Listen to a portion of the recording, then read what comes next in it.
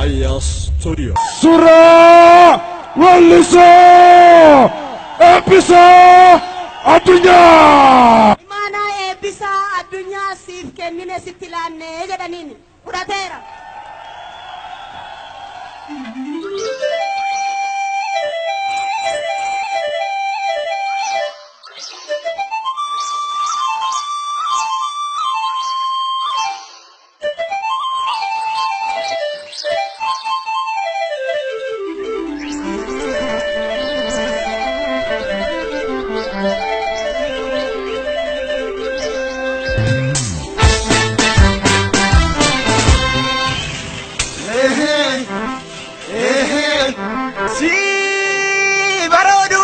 Kalenca bosonati, si barodu lata kalenca bosonati.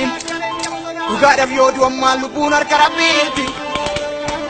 Uga da dabbanna uga namangatu.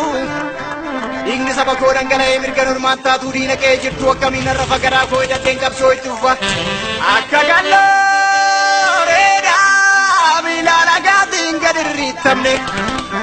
Surabanne ajarana bindine nanuranya nurajirinyamne uga angkala tule amma viterin mo uga ni patule maulani shedu duga to korga takan uga barbadu barado aron rayate warinda brayenne mata gakkabanna jarri sudasete wa garo benjamne yalana darbune ganim Hukuman kapsam mare di robi di suman argani.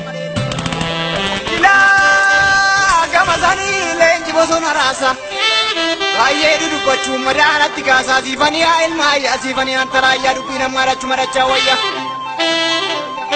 Amaya jabana tenya. Anane tu tuga de karasa nimbane barakana ninja de katani tane. Anane nuga ere.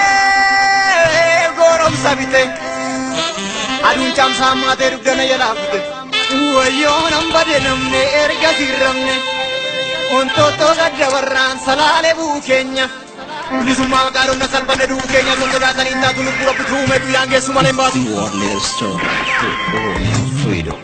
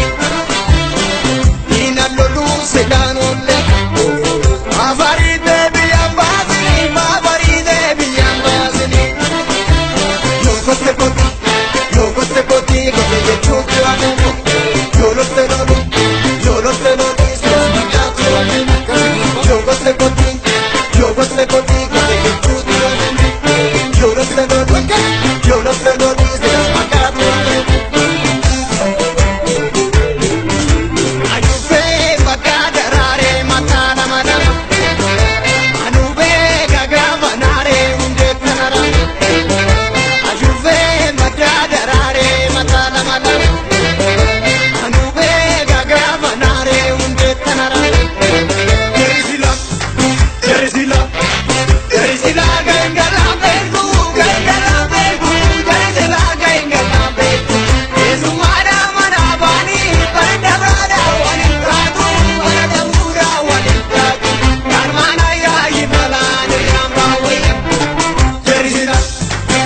jarisila jarisila gangalambe tu jarisila gangalambe Radiam dunia mana bani berdamada wanita tu mana mura wanita mana gila hikan nama jara pemesh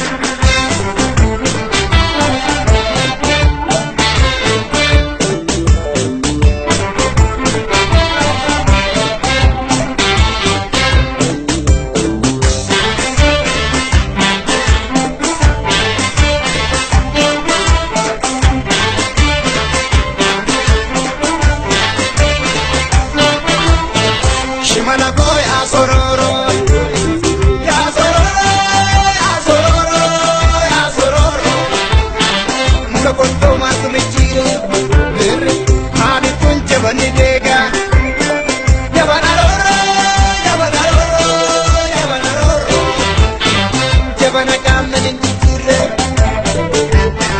Shimana boy asororo ya sororo ya sororo ya sororo Konto matu michire hali tunche bani dega mere jabana roro jabana roro jabana roro jabana kamane chitire